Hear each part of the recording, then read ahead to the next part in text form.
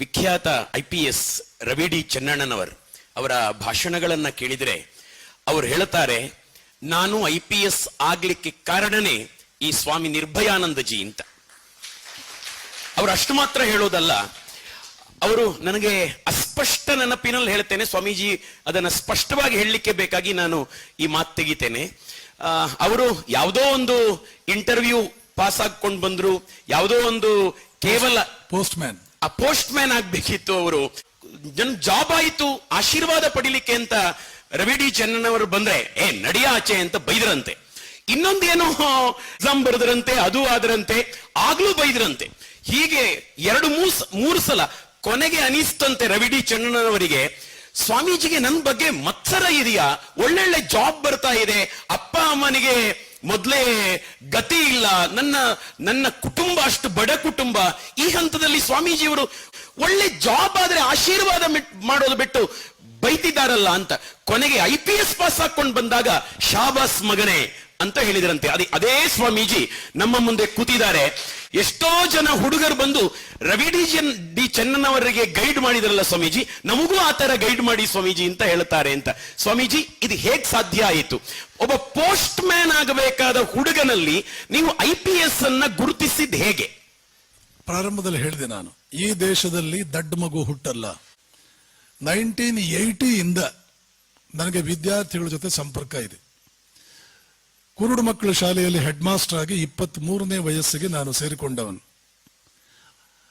ನನ್ನ ಸ್ಟೂಡೆಂಟ್ಸು 3 ಕಡೆ school for ಬ್ಲೈಂಡ್ಗಳನ್ನು ಮಾಡಿದ್ರು. 2 ವರ್ಷ ನಾನು ಆ ಸ್ಕೂಲ್ನಲ್ಲಿ ಕೆಲಸ ಮಾಡಿದ್ದು.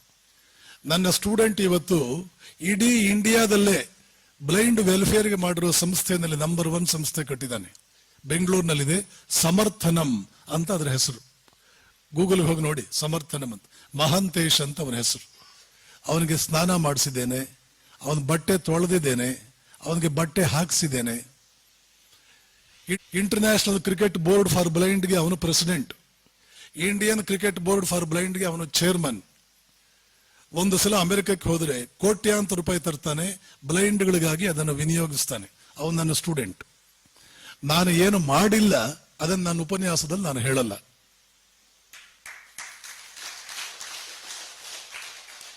ಪ್ರಾರಂಭದಲ್ಲೇ ಹೇಳಿದೆ, ಈ ದೇಶದಲ್ಲಿ ದಡ್ಡ ಮಗು ಹುಟ್ಟಲ್ಲ, ಕೆಟ್ಟ ಮಗು ಹುಟ್ಟಲ್ಲ. ಇದು ದೇವತೆಗಳು ಹುಟ್ಟುವ ನಾಡು.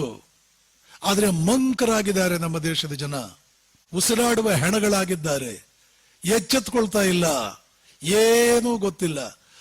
ಅಮೆರಿಕದ ಯಾವುದೇ ಶಾಲೆಗೆ ಹೋಗಿ ನೋಡಿ, ಇದು ಕೂಡ ನನ್ನ ಅನುಭವ. ನಾನು 13 ಸಲ ಅಮೆರಿಕಕ್ಕೆ ಹೋಗಿ ಬಂದವನು. ಒಬ್ಬ ನೀಗ್ರೋ ಲೇಡಿ ಕೇಳಿದ್ಲು, 20 ವರ್ಷಗಳಿಂದ ನ್ಯೂಯಾರ್ಕ್ನಲ್ಲಿ ನಾನು ಟೀಚರ್ ಆಗಿ ಕೆಲಸ ಮಾಡ್ತಾ ಇದ್ದೇನೆ. 20 ವರ್ಷಗಳಿಂದಲೂ 9th standard, 10th standard, 11th, 12ಗೆ ಸೈನ್ಸ್ ಅಂಡ್ ಮ್ಯಾಥಮೆಟಿಕ್ಸ್ ಪಾಠ ಮಾಡ್ತೇನೆ.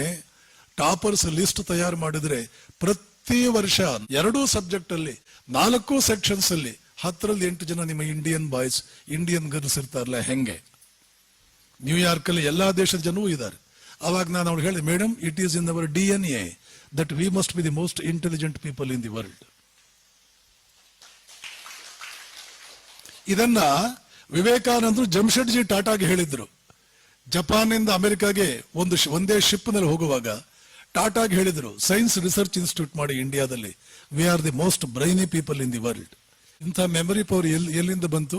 ಅವಾಗ ಹೇಳ್ತಾರೆ, ಪ್ರಾಚೀನ ಗುರುಕುಲ ಸಿಸ್ಟಮ್ ನಲ್ಲಿ ಇಂಥ ಮೆಮೊರಿ ಪವರ್ ಯಾರಿಗೂ ಇರ್ತಿತ್ತು. ನಮ್ಗೆ ಅದರಲ್ಲಿ ಇಂಟ್ರೆಸ್ಟ್ ಇಲ್ಲ. ಗುರುಕುಲ ಸಿಸ್ಟಮ್ ಮಾಡಬೇಕು, ಮಾಡಿದ್ರೆ ಮಕ್ಕಳನ್ನ ಕಳಿಸ್ಬೇಕು, ಎಷ್ಟು ಜನರಿಗೆ ಅನ್ಸುತ್ತೆ? ಅನ್ಸಲ್ಲ. ತಿರುಗಿ ಮುರುಗಿ ಅಲ್ಲಿಗೆ ಬರ್ಬೇಕಾಗುತ್ತೆ. ಕುಂಭಕರ್ಣ ಗೋತ್ರದಿಂದ ಹೊರಗೆ ಬರ್ಬೇಕಾಗುತ್ತೆ, ಕುಂಭಕರ್ಣಾವಸ್ಥೆಯಿಂದ ಹೊರಗೆ ಬರ್ಬೇಕಾಗುತ್ತೆ. ಮಹಾ ಕುಂಭಕರ್ಣರೇ ಆಗ್ಬಿಟ್ಟಿದೀವಿ. ಭಾರದ್ವಾಜ ಗೋತ್ರ, ಕಾಶ್ಯಪ ಗೋತ್ರ ಅದು ಹಳೆ ಕಾಲದ್ದು. ಈಗ ಎಲ್ಲರ ಗೋತ್ರ ಒಂದೇ, ಕುಂಭಕರ್ಣ ಗೋತ್ರ. ಅದ್ರ ಆಚೆಗೆ ಬರಬೇಕು. So we are the most intelligent race. ಇದು ನನಗೆ ಗೊತ್ತಿತ್ತು. ಆದ್ದರಿಂದ ರವಿ ಚೆನ್ನಣ್ಣ ಅವ್ರಿಗೆ ಹೇಳಿದೆ, IPS ಆಫೀಸರ್ ಹೇಳಿದೆ, ನೋಡು, ಪೋಸ್ಟ್ ಮ್ಯಾನ್ ಕೆಲಸ ಸಿಕ್ತು, ಕಂಡಕ್ಟರ್ ಕೆಲಸ 2ನೇ ಸಿಕ್ಕಿದ್ದು. ಕಂಡಕ್ಟರ್ ಕೆಲಸ ಅದು ಇದು ತರಬೇಡ, ನೀನು IAS ಮಾಡಬೇಕು, nothing less than that. IAS ಮಾಡಬೇಕು. ಕೂತು ಓದು, 20 hours ಓದು. ಯಾಕಾಗಲ್ಲ ನೋಡು. ಕನ್ನಡ ಮೀಡಿಯಂನಲ್ಲೇ 1ನೇ ಕ್ಲಾಸಿಂದ ಡಿಗ್ರಿ ಮಾಡಿದವನು ಇಂಗ್ಲಿಷ್ ನಲ್ಲಿ ಉತ್ತರಗಳು ಬರೆದವು IASಗೆ ಫಸ್ಟ್ ಅಟೆಂಪ್ಟ್ ಇದು ಇಂಪಾರ್ಟೆಂಟ್. ಫಸ್ಟ್ ಅಟೆಂಪ್ಟ್ ನಲ್ಲಿ ಪ್ರಿಲಿಮ್ಸ್, ಫಸ್ಟ್ ಅಟೆಂಪ್ಟ್ ನಲ್ಲಿ ಮೇನ್, ಫಸ್ಟ್ ಅಟೆಂಪ್ಟ್ ನಲ್ಲಿ ಇಂಟರ್ವ್ಯೂ ಎಲ್ಲ ಮುಗಿಸ್ಬಿಟ್ಟು. ಅವನಿಗೆ ಇಂಟರ್ವ್ಯೂ ದಿನ ನಾನು 2-3 ಗಂಟೆ ಜಪ ಮಾಡ್ತಾ ಕೂತಿದ್ದೆ. ಹೇ ರಾಮಕೃಷ್ಣ, ಪಾಪ ಹುಡುಗ ಬಹಳ ಬಡವ, ಇದನ್ನು ಒಳ್ಳೇದು ಮಾಡು. ಇಂಟರ್ವ್ಯೂ ಮುಗಿಸ್ಕೊಂಡು ಬಂದು ಜಿಗಿದಾಡ್ಕೊಂಡು ಫೋನ್ ಮಾಡ್ದ, ಸ್ವಾಮೀಜಿ ಫ್ರೆಂಡ್ಸ್ ಜೊತೆ ಮಾತಾಡ್ತೀನಲ್ಲ ಅದಕ್ಕಿಂತಲೂ ಆರಾಮಾಗಿ ಇಂಟರ್ವ್ಯೂ ಮಾಡಿಬಿಟ್ಟೆ ನಾನು. ಹೇಗಾಗುತ್ತೆ ಇದು? ST ಶೆಡ್ಯೂಲ್ಡ್ ಟ್ರೈಬ್ ಹುಡುಗ, ಮೇಲ್ವರ್ಗಗಳ ಹುಡುಗ ಅಲ್ಲ. ಇದೆಲ್ಲ ನಮ್ಮ ದೇಶದ ಜನರಿಗೆ ಇದು ರಾಮಕೃಷ್ಣಾಶ್ರಮಕ್ಕೆ ಹೋಗಲಿಲ್ಲ ಅಂದ್ರೆ ನೀವು ಮತ್ತೆ ಹೇಳ್ತೀನಿ, ನಾನೊಬ್ಬ ಮತಾಂಧ ಅಲ್ಲ. ಆ ಮತಾಂಧತೆ ಅನ್ನೋದು ನನ್ನ ಡಿಕ್ಷನರಿನಲ್ಲೇ ಇಲ್ಲ. The only institution where you get all these details is Ramakrishna Mission centre. Nowhere else and absolutely nowhere else. ಅದೇ ರವಿ ಹೇಳ್ತಿರ್ತಾನೆ, ರವಿ ಭಾಷಣದಲ್ಲಿ ಹೇಳಿದ್ದಾನೆ, ಟೈಮ್ ಇಲ್ಲ ಅಂದ್ರೆ ವಿದ್ಯಾರ್ಥಿಗಳೇ ನಿಮ್ಮ ಕ್ಲಾಸ್ ಬಂಕ್ ಹೊಡೆದು ನಿಮ್ಮೂರಿನ ರಾಮಕೃಷ್ಣಾಶ್ರಮಕ್ಕೆ ಹೋಗಿ ಅಲ್ಲಿ ಸ್ವಾಮಿಗಳ ಜೊತೆ ಸಂಪರ್ಕ ಇಟ್ಕೊಳ್ಳಿ. ಒಂದು ಕ್ಲಾಸ್ಗೆ ಬಂಕ್ ಹೊಡೀರಿ, ಗುಡ್ ಬೈ ಹೇಳ್ರಿ, ಒಂದು ಕ್ಲಾಸ್ಗೆ ಏನ್ ನಷ್ಟ ಇಲ್ಲ, ಹೋಗಿ ಸ್ವಾಮಿಗಳ ಸಂಪರ್ಕ ಇಟ್ಕೊಳ್ಳಿ. ನಿಮ್ಮೂರಲ್ಲಿ ಇದ್ರೆ ಹೆಚ್ಚು ಟೈಮ್ ಅಲ್ಲಿ ಕಳೀರಿ. ನಾನು ಕಳೆದು ಅದರಿಂದ ಪ್ರಯೋಜನ ಪಡ್ಕೊಂಡಿದ್ದೇನೆ.